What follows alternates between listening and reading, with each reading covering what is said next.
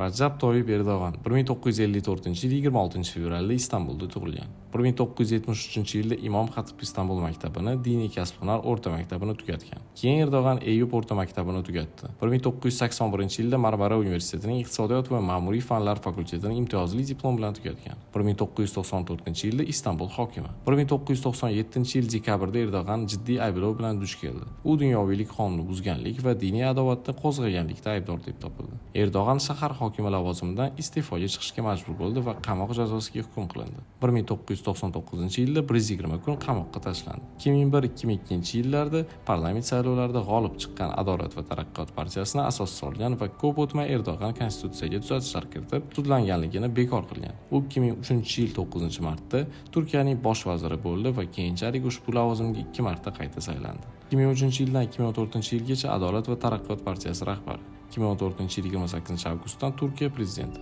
Turkiya prezidenti turmush qurgan, nikoh 1978-yilda tuzilgan.